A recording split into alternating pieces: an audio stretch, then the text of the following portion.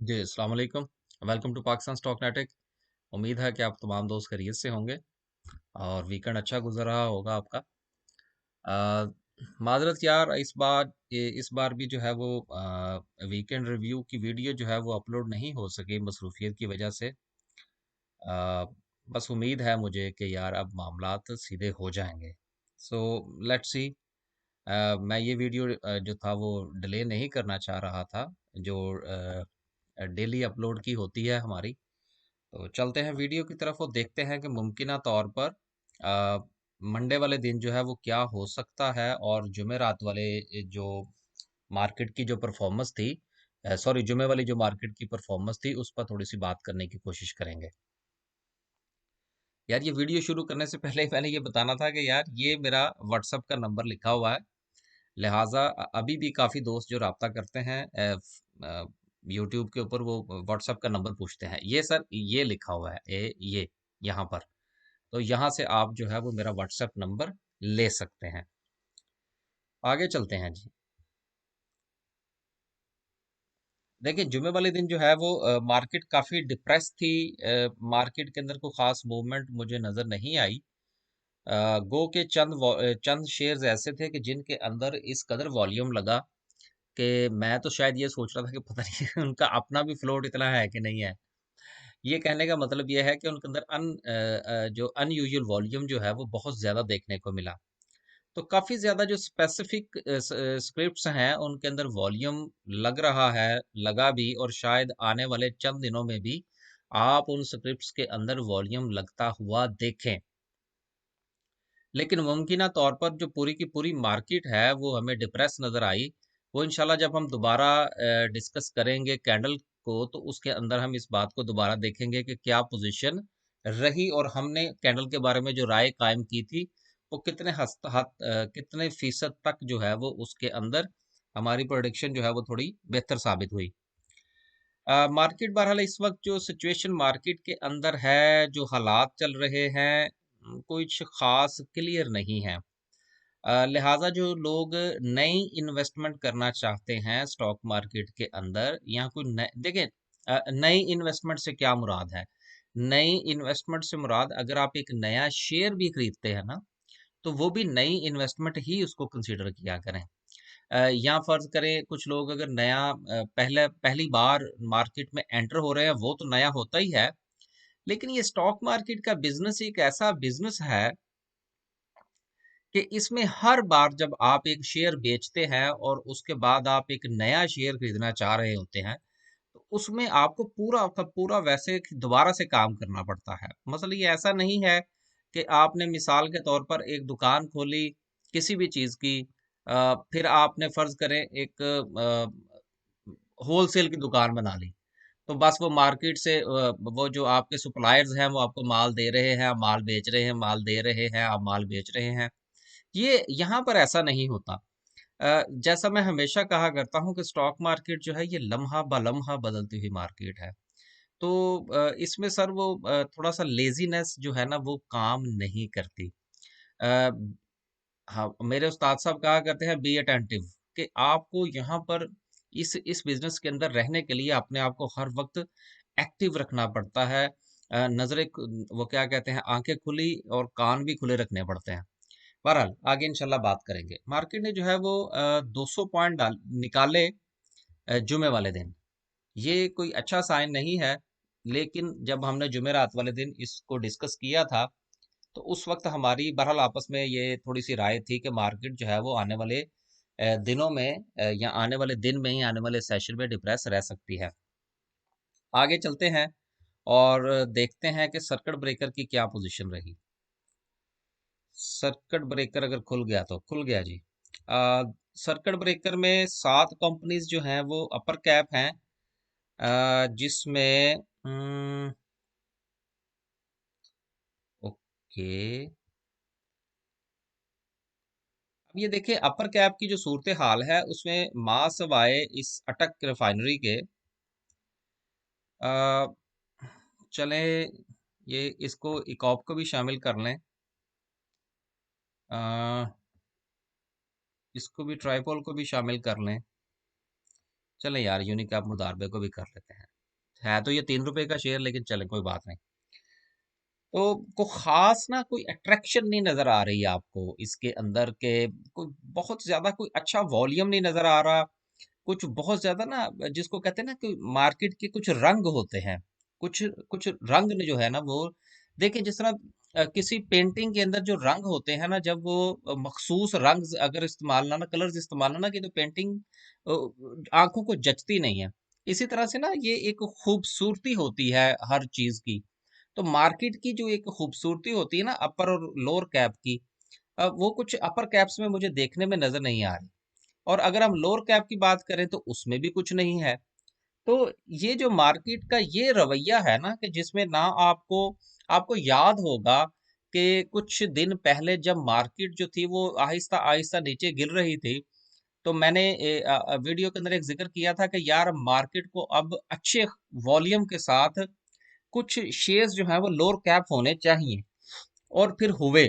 और फिर उस दिन मैंने ये जिक्र भी किया था कि यार अब ये टका के लग गई है ना, अब देखिएगा कि मार्केट खुलेगी।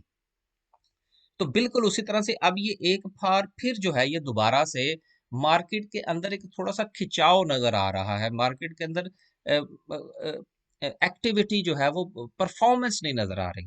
मैं मेरा इस तरह का मिजाज है कि मैं ये नहीं चाहता कि बस मार्केट के ऊपर अपर कैप्स ठका लगे हों, नहीं।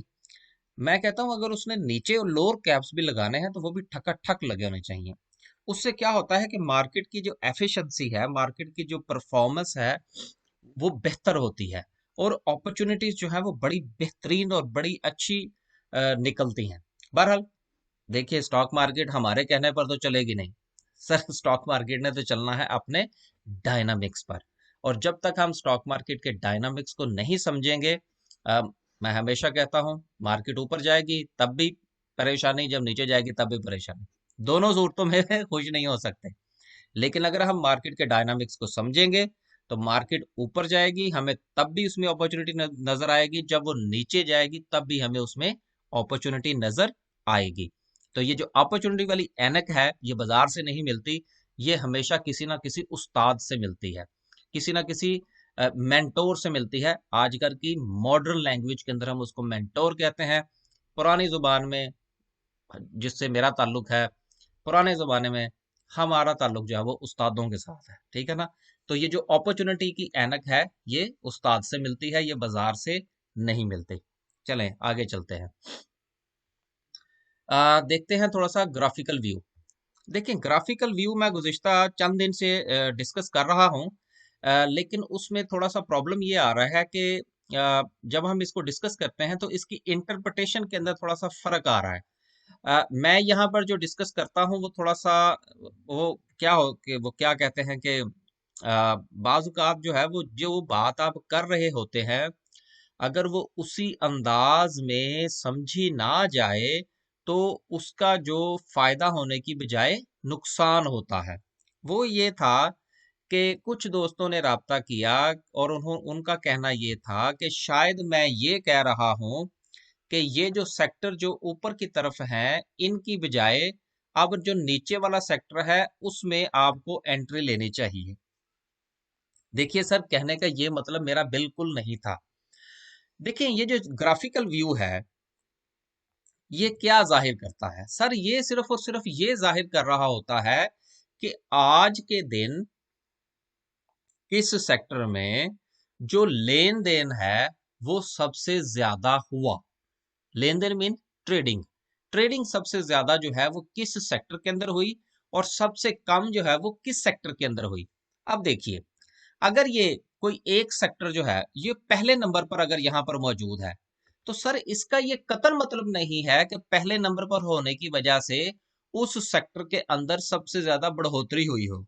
और अगर कोई सेक्टर नीचे वाले खाने में है, 10वें नंबर पर है, तो इसका ये कतर मतलब नहीं है कि वो सारा का सारा नेगेटिव होगा। यानी कि किसी सेक्टर का पहले नंबर पर होने का मतलब ये नहीं है कि वो पॉजिटिव होगा, और किसी सेक्टर के आखिरी नंबर पर होने का मकसद ये मतलब ये नहीं होगा कि वो नेगेटिव है। लिहाजा यहाँ पर एक बात समझना बहुत जरूरी है कि ग्राफिकल व्यू को जब आप स्टडी करेंगे तो ये जो नंबर वाइज चीजें लिखी होती हैं, पहले जो टॉप 10 सेक्टर्स यहाँ पर नजर आते हैं, इसका ये कतई मतलब नहीं होता कि ये नेगेटिव है या पॉजिटिव है। इसका ताल्लुक नेगेटिविटी या पॉजिटिविटी के साथ नहीं होता, इसका ताल्लुक ट्रेडिंग के साथ होता है कि इसके अंदर ट्रेडिंग सबसे ज्यादा हुई और किसके अंदर ट्रेडिंग सबसे कम हुई। होपफुली कि ये बात यहाँ पर क्लियर हो गई होगी। देखिए रिफाइनरीज जो हैं, ये इस वक्त आपको कोई तकरीबन तकरीबन, अगर मैं गलत नहीं हूं, तो ये कोई 40% के करीब आपको 35-40% के करीब नजर आ रही हैं फॉर द होल वॉल्यूम।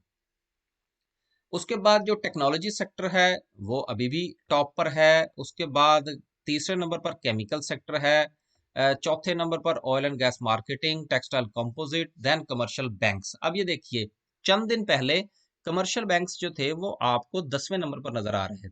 ठीक है, सिर्फ कहने का मतलब ये है कि ये होते हैं ट्रेडिंग के हवाले से, बस नेगेटिविटी या पॉजिटिविटी का इसका ताल्लुक नहीं होता। आगे चलते हैं। अब देखिए रिफाइनरीज जो हैं ये आपको बहुत ज्यादा नजर आई हैं, ये आपको आने वाले चंद दिनों में भी नजर आ सकती हैं। उसके बाद टॉप 10 अगर सिंबल्स की बात करें, तो सबसे ज्यादा बाइको के अंदर वॉल्यूम लगा, फिर पाकिस्तान रिफाइनरी के अंदर लगा। दोनों के दोनों रिफाइनरी सेक्टर से हैं। तो अगर आप ये देखिए ये एक बड़ी एक मिनट जी, ये देखिए बाइको के अंदर तकरीबन 80 मिलियन का जो है, मोर देन 80 मिलियन वॉल्यूम लगा, और 60 मिलियन के करीब वॉल्यूम लगा पाकिस्तान रिफाइनरी के अंदर। तो यार ये 80 और 40 60 140 मिलियन तो सिर्फ इन दो शेयर्स में लग गया, तो बाकी पीछे बचा क्या? यही वजह है कि मार्केट के अंदर आपको कोई खास एक्टिविटी नजर नहीं आ रही। अगर यहां पर 20 मिलियन के करीब बाइकों में लगा होता और बाकी का 60 मिलियन जो है किसी और छोटे छोटे डिफरेंट शेयर्स के अंदर लगा होता, तो मार्केट के अंदर आपको एक बहुत बड़ी खूबसूरती नजर आती, जिसकी मैं अभी बात कर रहा था। तो इसलिए मार्केट जो है वो अब स्पेसिफिक सेक्टर्स में काम करने वाली नजर आ रही है, नॉट एज अ होल। तो जिस वक्त मार्केट मखसूस हो जाए और वो मखसूस सेक्टर्स के अंदर परफॉर्म करना शुरू कर दे, तो ऐसी सूरत में अपने आप को मार्केट से थोड़ा दूर रखना बेहतर होता है। आगे चलते हैं जी। और बस और कोई चीज नहीं है। सिंबल पोजीशन क्या कहती है? सिंबल्स, सिंबल्स क्या कह रहे हैं? सिंबल्स ये कह रहे हैं, कुछ लोग, हम अब देखिए अभी मैंने सिंबल्स कहा तो हो सकता है गलती निकल आती, इसलिए मैंने उसको दोबारा से रीप्रोनाउंस कर दिया। देखिए एडवांस में 26%, डिक्लाइन में 65%, अनचेंज 1.25, एंड जीरो वॉल्यूम तकरीबन 7%। देखें ये जो पोजीशन मैंने यहाँ पर डिस्कस की है, इसमें मेरे लिए जो सबसे शॉकिंग है, जो चीज मुझे थोड़ी सी खटकी है दिमाग के अंदर, वो ये है कि जो 7% ऑफ द स्टॉक मार्केट है, सर उसके अंदर वॉल्यूम ही नहीं लगा। इसका क्या मतलब हुआ? There is a something wrong. आगे चलते हैं। आगे चलते हैं और देखते हैं कि समरी की क्या सूरत हाल रही। 226 कंपनियां जो हैं वो आज डिक्लाइन में रही, 113 एडवांस में रही। और आज तकरीबन सारा का सारा ऑटोमोबाइल असेंबलर और तकरीबन तकरीबन ऑटोमोबाइल पार्ट्स जो है वो डिक्लाइन का शिकार रहा। चंद दिन पहले जब हमने जुमेरात की वीडियो बनाई थी, तो उसमें ऑटोमोबाइल असेंबलर सारे के सारे ग्रीन और ऑटोमोबाइल पार्ट्स रेड थे। तो हमने ये बात की थी कि यार ये बात अच्छी नहीं है, क्योंकि ये दोनों सेक्टर्स एक दूसरे के साथ चलते हैं, इनको एक दूसरे के साथ ही चलना चाहिए। तो लगता है शायद उन्होंने बात सुन ली है तो आ, काफी शेयर्स जो हैं, लेकिन माइनस में है, लेकिन कोई खास नहीं है। Don't think so.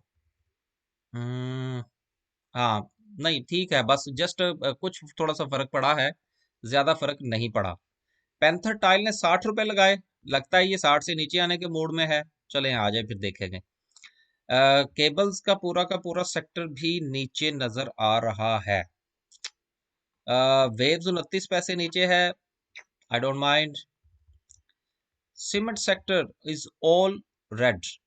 देखिए, सीमेंट सेक्टर के हवाले से मैं गुज़िश्ता चंद दिनों से एक बात कर रहा हूं, और मैं आज भी उस चीज़ को थोड़ा सा रिपीट करूंगा कि सर सीमेंट सेक्टर में इंशाल्लाह अच्छी अपॉर्चुनिटीज निकलेंगी, और उसके बारे में हम इंशाल्लाह फिर बात करेंगे। अभी इस वक्त मेरे पोर्टफोलियो में मां सवाए पावर सीमेंट के कोई सीमेंट नहीं है, और बाकी सीमेंट मुझे नजर आ रहे हैं, इंशाल्लाह उसको देखेंगे। उसके बाद केमिकल सेक्टर की बात करें, केमिकल सेक्टर में आय हाय हाय हाय हाय हाय, बॉक्सले पेंट 1.5 रुपया ऊपर चला गया।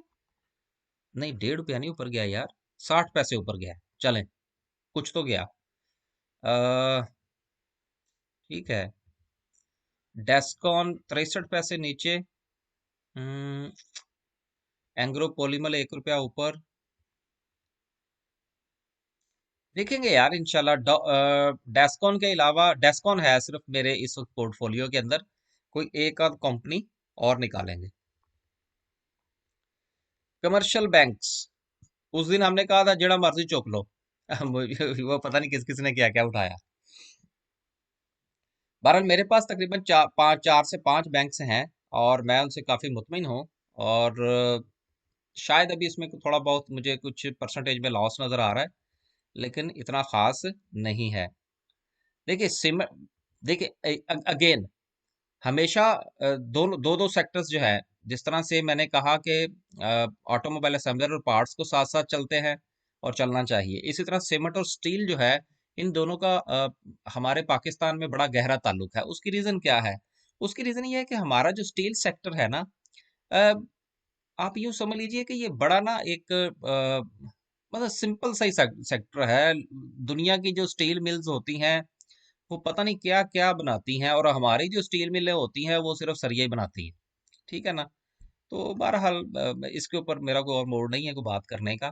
तो चूंकि ये सिर्फ ये वही काम करती हैं, तो जहां पर ये इस्तेमाल होगा सर जी, वो तो फिर जब सीमेंट चलेगा तो फिर ये ना, अदरवाइज ना तो सिर्फ सीमेंट सीमेंट इस्तेमाल होगा, ना सिर्फ सरिया इस्तेमाल होगा। तो ये दोनों चीज़ों का ताल्लुक डायरेक्टली सिर्फ और सिर्फ इसी के साथ ही है, कंस्ट्रक्शन सेक्टर के साथ। इसलिए ये दोनों चीज़ें साथ साथ ही चलती हैं, हालांकि स्टील सेक्टर में और बहुत कुछ होता है।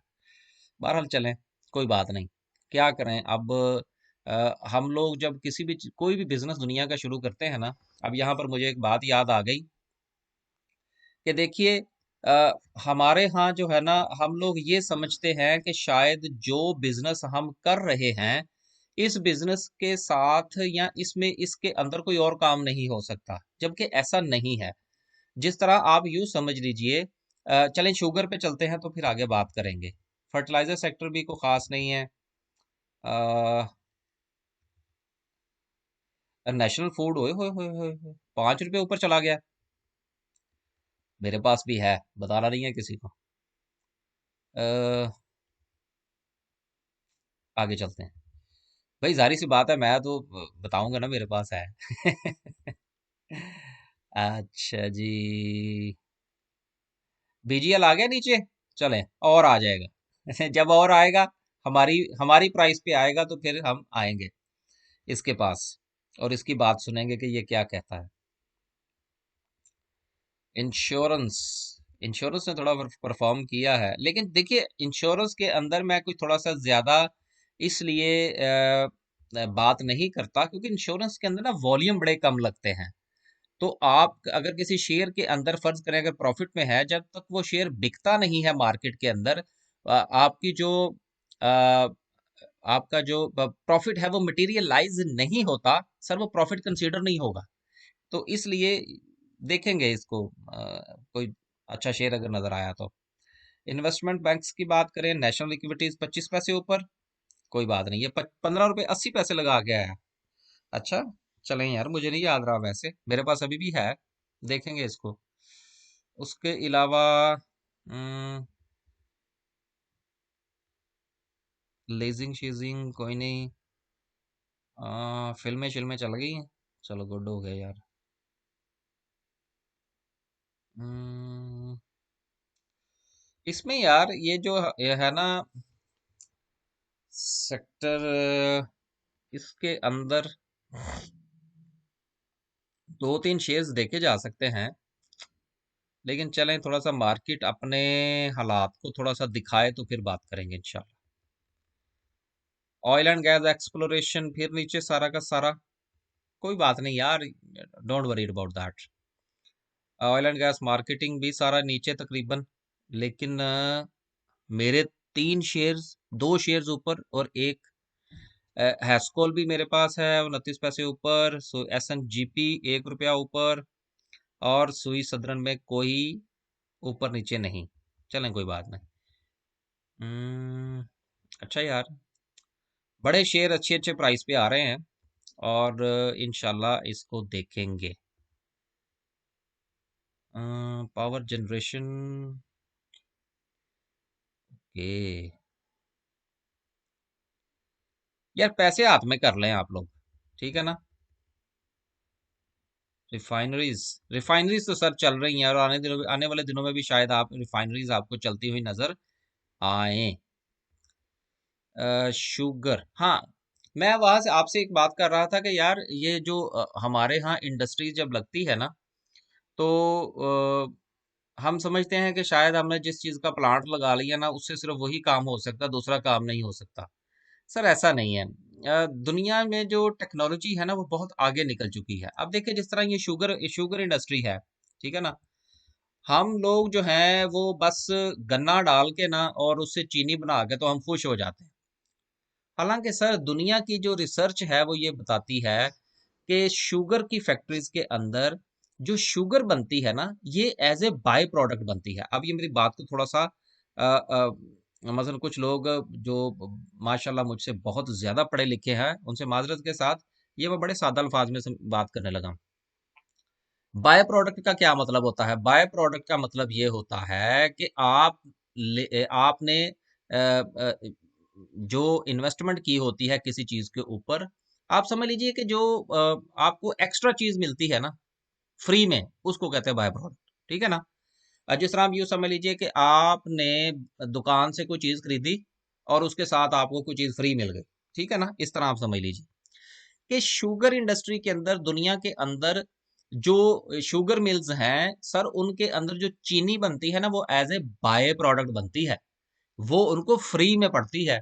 और उसके अलावा ये जो गन्ना है, इससे इसकी जो राब है, उससे जो ये जो प्रोडक्ट्स बनती है सर, वो पता नहीं कितनी प्रोडक्ट्स हैं, मुझे खुद उनके बारे में इतना ज्यादा इल्म नहीं है। लेकिन सिर्फ कहने का मतलब ये है कि हमारे यहाँ हमने जब शुगर मिलें लगाई, गन्ना इतना हमारे पास है, और सिर्फ हम क्या कर रहे हैं उससे धड़ाधड़ साल में 6 महीने से ज्यादा हमारी शुगर मिलें बंद, वहां से सिर्फ ज्यादा से ज्यादा बगास निकलती है, उससे हम बिजली बना लेते हैं।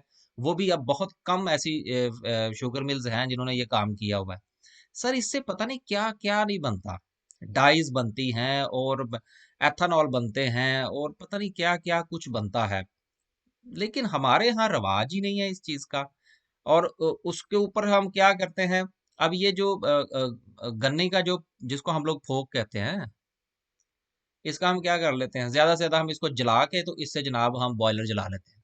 हद हो जाती है यार, इससे तो सर पूरी की पूरी पेपर एंड बोर्ड्स वगैरह बनते हैं इससे। तो बहरहाल ये एक लंबी बहस है। मैं सिर्फ ये बात करना चाह रहा था कि जब आपने प्रॉफिटेबिलिटी किसी बिजनेस में से निकालनी हो, तो सर उसके ऊपर रिसर्च करना पड़ती है, उसके ऊपर सोचना पड़ता है कि आप जो काम कर रहे हैं, जिस टेबल पर बैठ के आप कोई काम कर रहे हैं, क्या उस टेबल पर उसी स्पेस के अंदर कोई काम और भी किया जा सकता है? ये जरा जरूर सोचा करें।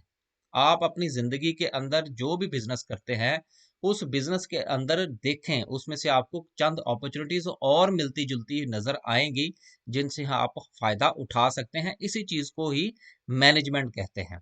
अब मैनेजमेंट मुझे याद आ गई है, तो अब यहाँ पर अपनी थोड़ी सी जो है ना, वो कंपनी की मशहूरी भी कर लेनी चाहिए, ठीक है ना। अब ये देखिए कि अब यहाँ पर मैं थोड़ा सा ये बताता चलूं कि ये पोर्टफोलियो मैनेजमेंट सर्विस जो हम प्रोवाइड करते हैं, अब ये होती क्या है, ठीक है ना। अब ये जरा थोड़ा सा आज सुन लीजिए, क्योंकि कुछ दोस्तों ने पूछा कि जी ये क्या होती क्या है। देखिए, अगर फर्ज करें आप स्टॉक मार्केट में काम करते हैं, आपने लॉस उठा रखा है या आपने प्रॉफिट उठा रखा है, लेकिन आप उसकी कैलकुलेशन नहीं कर पा रहे, हम आपको उसके हवाले से मदद फराहम करेंगे फिर उसके बाद आपने अगर एक शेयर बेचा है, उसको बेचने का लेवल अगर आप डिटरमाइन नहीं कर पा रहे कि मुझे इस शेयर को कितने पे बेचना चाहिए, उसमें हम आपकी मदद करेंगे कि जी इस शेयर को इस प्राइस पर बेचना चाहिए। फिर जब आप शेयर की सिलेक्शन करते हैं, सिलेक्शन में हम आपकी मदद करेंगे कि जी कौन सा शेयर किस वक्त खरीदना चाहिए। आपको याद होगा कि मैं अक्सर एक बात कहा करता हूं कि यार हर शेयर हर बंदे के लिए नहीं होता। इसके पीछे ये पोर्टफोलियो मैनेजमेंट की एक पूरी थ्योरी और पूरी रिसर्च होती है। हम जब शेयर की सिलेक्शन करते हैं अपने क्लाइंट्स के लिए, तो हमें सारा इल्म होता है कि हमारे जो क्लाइंट है, हमारा जो क्लाइंट है उसका बैकग्राउंड क्या है, अब होता क्या है और हो क्या रहा है। हो ये रहा है कि हमारे बहुत सारे क्लाइंट्स ऐसे कि जिनका अपना एक बिजनेस है, जिसमें मिसाल के तौर पर उन्होंने 1 करोड़ रुपए इन्वेस्ट कर रखा है, और दूसरा बिजनेस उन्होंने रखा है स्टॉक मार्केट का, जिसके अंदर उन्होंने 10 लाख रुपए इन्वेस्ट कर रखा है। हो ये रहा है कि वो साहब जो हैं, जिस बिजनेस के अंदर 1 करोड़ इन्वेस्ट किया हुआ है, उसके ऊपर उतना टाइम नहीं दे रहे जितना कि वो इस बिजनेस की तरफ दे रहे हैं कि जिसपे उन्होंने 10 लाख रुपए इन्वेस्ट किया हुआ है। हालांकि यहां से उनको जो रिटर्न मिल रहा है वो भी उतना नहीं है जो कि उनको मिलना चाहिए। उसकी रीजन क्या है? रीजन ये है कि उन्होंने रॉन्ग सिलेक्शन कर रखी होती है शेयर्स की, जो कि उनके लिए नहीं है। ठीक है। और वो अपना ज्यादा टाइम अपने दूसरे बिजनेस को देने की बजाय स्टॉक मार्केट को दे रहे होते हैं। होता यह है कि ना उनका वो बिजनेस सही चल पा रहा होता है और ना ही स्टॉक मार्केट वाला। तो लिहाजा यहां पर स्टॉक पोर्टफोलियो मैनेजमेंट की जरूरत पड़ती है। आगे चलते हैं, रिस्क के हवाले से हम बात करते हैं कि आपके पास जो पैसा है उसमें जो भी आप ट्रेड लेंगे उसमें रिस्क मैनेजमेंट कैसे करनी है। हर रिस्क मैनेजमेंट भी, देखिए ये रिस्क मैनेजमेंट कहने को तो एक बात है, आप जी 1:3 की रेशो रख लें जी, आप 2:3 की रेशो रख लें जी, आप 2:5 की रेशो रख लें। सर ऐसे नहीं होता। हर बंदे की रेशो, हर हर पोर्टफोलियो के साइज की रेशो जो में जो रिस्क मैनेजमेंट होती है उसकी जो रेशो होती है वो डिफरेंट होती है, वो एक जैसी नहीं होती। फिर मनी मैनेजमेंट कि आपके पास कितना पैसा है, उस पैसे में से कितना इन्वेस्ट करना है, कितना किस सेक्टर में इन्वेस्ट करना है, उस सेक्टर की कितनी कंपनियां होनी चाहिए, किस में से कब निकालना है, निकाल के कब दूसरी में डालना है। सर जी ये सारा कुछ मिला के ये पूरी की पूरी कहानी पोर्टफोलियो मैनेजमेंट सर्विस बनती है। ये सिर्फ किसी फेसबुक ग्रुप के अंदर एक पोस्ट कर देना कि जी ये शेयर खरीद लें और ये बेच दें, सर ये हर बंदे के लिए नहीं होता। उम्मीद है कि आपको आज ये सारी बातें डिटेल के साथ समझ आ गई होंगी। टाइम काफी ज्यादा हो गया है, अब चलते हैं आगे, और आगे चलते हैं जी। इसको पहले बंद कर लें जी। ये तो सारा ही बंद हो गया भाई। जी आगे चलते हैं। शुगर सेक्टर की बात हो गई आज, काफी ज्यादा इसके ऊपर डिटेल हो गई। टेक्नोलॉजी एंड कम्युनिकेशन की बात करें तो अच्छा जी, नेक्स्ट नेटसोला 6.5 रुपए फिर नीचे। आगे चलते हैं जी, आगे चले। हाँ हाँ हाँ हाँ, ओके। टेक्सटाइल के हालात थोड़े से माड़े ही हैं, हैं? चलो कोई बात नहीं, मेरे पास तो कोई भी नहीं है। ट्रांसपोर्ट में सारे नीचे, सिर्फ 1 रुपया। पाकिस्तान इंटरनेशनल कंटेनर टर्मिनल ऊपर। आए हाय हाय हाय हाय 160 लगा के आया, ठीक हो गया। चले, मेरा थोड़ा सा लॉस रह गया इसमें। आपको याद होगा ये 140 तक चला गया था पाकिस्तान इंटरनेशनल कंटेनर टर्मिनल। तो काफी ज्यादा लोग पैनिक थे सर, मैं तो उस वक्त भी पैनिक नहीं था। अब ये देखिए, ये चीज होती है पोर्टफोलियो मैनेजमेंट। जब आपने किसी चीज में जो इन्वेस्टमेंट की हो, शेयर्स खरीदे हो सोच समझ कर, मैं आपसे हमेशा एक बात कहता हूं कि देखिए, कैलकुलेशन करने के बाद आप शेयर्स को खरीदा करें और शेयर्स को बेचा करें। चाहे उसमें फायदा हो या नुकसान हो, दोनों सूरतों में आप कुछ ना कुछ जरूर सीखेंगे। लेकिन अगर आप सिर्फ और सिर्फ किसी फेसबुक ग्रुप के अंदर ज्वाइन किया हुआ है आपने, या आप मेरी वीडियो देखते हैं या किसी की भी वीडियो देखते हैं, और वीडियो देख के जब आप ये सोचते हैं कि अच्छा भाई इस बंदे ने इस शेयर के ऊपर जोर दिया है, आप वो शेयर खरीद लेते हैं, सर हो सकता है कि वो शेयर आपके लिए ना हो। इसलिए बराए मेहरबानी मुख्तलिफ किस्म की वीडियो, उसमें मेरी वीडियो भी शामिल है। सिर्फ वीडियो को देखकर नेक्स्ट बाइंग या सेलिंग ना किया करें। अगर आप इसी तरह से ये सिलसिला जारी रखेंगे तो सर आप 10 साल भी स्टॉक मार्केट में बाइंग सेलिंग करते रहें, आप स्टॉक मार्केट से सीख नहीं सकते। आप हमारी, मेरी या मेरे दूसरे दोस्तों की वीडियो देखने तक रह जाएंगे। तो मेरी आपसे दस बदस्ता गुजारिश ये है कि आप मेरे पास ना आए, आप किसी के पास भी जाएं, कुछ सीखें। और सीखने के कई मराहिल हो सकते हैं। आप किसी ना किसी को अपना मेंटोर जरूर बनाएं। इन चीजों से थोड़ा सा बाहर निकलिए कि 2-4 हज़ार रुपया खर्च करने कि जी पैसे भी हमारे, बाइंग सेलिंग भी हमने करनी है, तो जी हम खर्च क्यों करें। देखें सर, जब आपने कोई चीज सीखनी होती है तो उसमें आपको इन्वेस्टमेंट करना पड़ती है, पैसों की भी करना पड़ती है, टाइम की भी करना पड़ती है। तो बराए मेहरबानी मेंटोरशिप में आए। जब आप बाइंग करेंगे किसी से मशवरा करने के बाद, सेलिंग करेंगे किसी से मशवरा करने के बाद, तो आपको बहुत सारी चीजें सीखने को मिलेंगी। यहां पर मैं एक और बात करता चलूं कि देखिए, आप मेरी पोर्टफोलियो मैनेजमेंट सर्विस ज्वाइन करें, किसी और की भी करें, किसी की भी करें, उसमें आप कोशिश ये किया करें कि जब आप बाइंग या सेलिंग करें तो उसमें डिस्कस करके किया करें कि अच्छा जी ये शेयर खरीद लें, इस प्राइस पर खरीद लें, ऐसे कर लें, ऐसे कर लें, बजाय इसके कि आप उनसे कहें कि जी वो शेयर आपको रिकमेंड करें।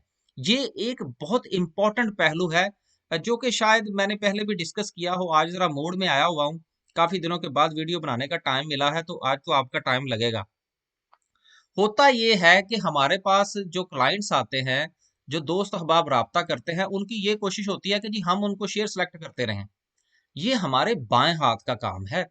मेरे जैसे जितने भी दोस्त अहबाब हैं, माशाल्लाह, मैं तो खैर इतना खासा इतना नहीं हूँ, ना ही इतना मुझे ज्यादा टाइम हुआ है स्टॉक मार्केट में ये पोर्टफोलियो मैनेजमेंट सर्विस शुरू किए हुए। पाकिस्तान में तो मैं बिल्कुल नया हूँ इस हवाले से। पाकिस्तान के बाहर की बात जो है वो डिफरेंट है। बात ये है कि जब दोस्त अहबाब दूसरे भी जो ये काम करते हैं उनसे बात होती है, तो देखिए, आप जो दोस्त अहबाब ये सर्विस कहीं से भी लेते हैं, मैं तो ये कहूंगा कि अगर वो सर्विस जो है वो सिर्फ आपको टेक्स्ट की सूरत में मिलती है, या सिर्फ और सिर्फ आपको किसी वेबसाइट के थ्रू मिलती है, तो ऐसी सर्विस आप बिल्कुल ना लें, चाहे वो मेरी ही क्यों ना हो। देखिए, ऐसी सर्विस की जिसके अंदर आपको बात करने का मौका नहीं मिलता, उसमें आप सीख नहीं सकते। जब आप एक लिखी लिखाई चीज आपके सामने आ जाती है, आप उसको फॉलो कर लेते हैं, इसको मेरे उस्ताद साहब कहते हैं लकीर का फकीर। तो जब बंदा लकीर का फकीर बन जाता है ना, तो वो जिंदगी में आगे डिसीजंस नहीं कर पाता। इसलिए बराए मेहरबानी, जब आप कोई भी सर्विस, मुझे पता है पाकिस्तान में बहुत सारी सर्विसेज, बहुत सारे व्हाट्सएप ग्रुप चलते हैं। मैंने आपको पहले दिन कहा था कि मेरा व्हाट्सएप ग्रुप नहीं है, और ना मैंने व्हाट्सएप ग्रुप बनाया है, और ना ही इंशाल्लाह मैं व्हाट्सएप ग्रुप बनाऊंगा। अभी फिलहाल, अभी तक तो मैं इस बात पर कायम हूँ। आने वाले दिनों का मैं कुछ नहीं कह सकता, ठीक है ना। तो ये जो व्हाट्सएप ग्रुप्स के अंदर बातें हो रही होती हैं, ये सर प्लीज बराए मेहरबानी इन चीजों से निकलें, चीजों को सीखिए। और सीखा उसी सूरत में जा सकता है जब आप किसी से बात करेंगे। आगे चलते हैं जी, आज काफी ज्यादा बातें इधर उधर की हो गई। देखिए, कैंडल स्टिक की तरफ चलें अगर हम, तो कैंडल स्टिक का हमने जब आप लास्ट टाइम जिक्र किया था, तो मैंने कहा था यार ये जो ऊपर विक बनी है ना, आई डोंट लाइक इट। ये विक मुझे बिल्कुल पसंद नहीं है, जो कि 46,000 को टच करके आई थी। और अब मार्केट जो है वो तकरीबन आई है 52,000, सॉरी यार, कसम से कभी कभी ना ऐसे फिगर मुंह से निकल जाते हैं। 45,500 के लेवल पर मार्केट जो है वो तकरीबन बंद हुई है। अब इस वक्त जो कैंडल है, अगर हम इसका जायजा लें, तो कैंडल क्या कह रहे हैं, आज हो सकता है वीडियो को 40-45 मिनट की बन जाए। यशी कीजिएगा यार, आज बड़े दिनों के बाद वीडियो बना रहा हूँ। देखिए, कैंडल जो बनी है ये रेड है और थोड़ी सी सॉलिड लग रही है मुझे। इसके नीचे विक है थोड़ी सी, जो कि एक अच्छा साइन है, जो कि एक उम्मीद की किरण बन सकता है। बहरहाल मार्केट जो है, मुझे उम्मीद है कि 46 तक एक बार दोबारा फिर जरूर जाएगी। तो आप लोग अपना अपना बंदोबस्त कर लीजिएगा। उसके बाद आज थोड़ा सा इस्तेमाल करते हैं अपना वो छोटा बच्चा है जिगजैग। जिगजैग ने अभी तक टॉप डिसाइड नहीं किया। चलें, ये तो एक अच्छी बात हो गई।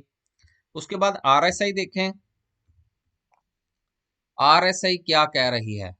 और आरएसआई का मुंह जो है वो नीचे की तरफ टिल्ट है। आपको याद होगा कि जब ये यहाँ पर आरएसआई थी, उस दिन मेरा ख्याल है शायद 54 पे थी, मेरा ख्याल है।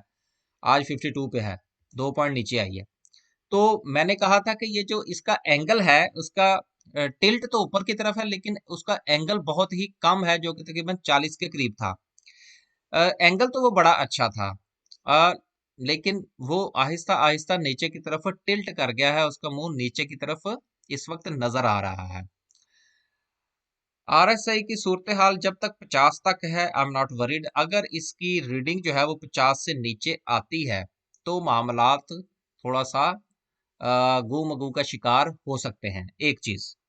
दूसरा, अगर आप गौर करें, और उस दिन भी मैंने एक बात कही थी कि जब आरएसआई जो है वो इस तरह का टिल्ट दिखा रही हो, डायरेक्शन दिखा रही हो, तो इसका मतलब ये होता है कि आने वाले दिनों में मार्केट जो है वो साइडवेज रह सकती है।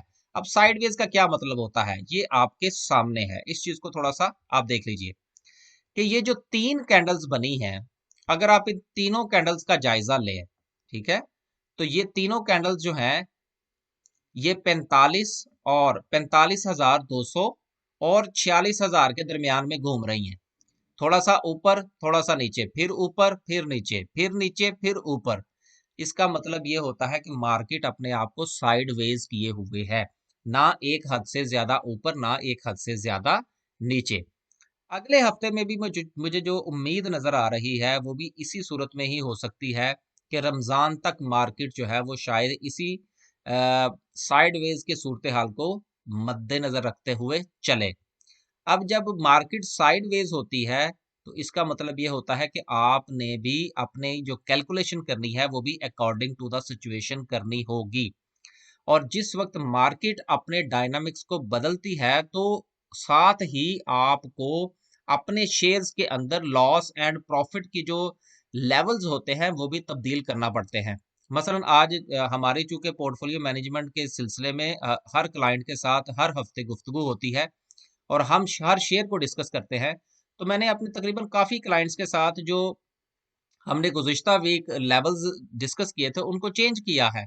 तो एक दो क्लाइंट्स ने पूछा भी, तो मैंने कहा देखिए जी, जब जो मार्केट चूंकि चेंज हो रही है इसलिए हमें अपने लॉस एंड प्रॉफिट्स को भी चेंज करना पड़ेगा। देखिए, मार्केट के बदलने के साथ अपने आप को बदलेंगे, मार्केट के चलने के साथ अपने आप को चलाएंगे, तो मार्केट के अंदर भी रहेंगे और मार्केट से कमाएंगे भी।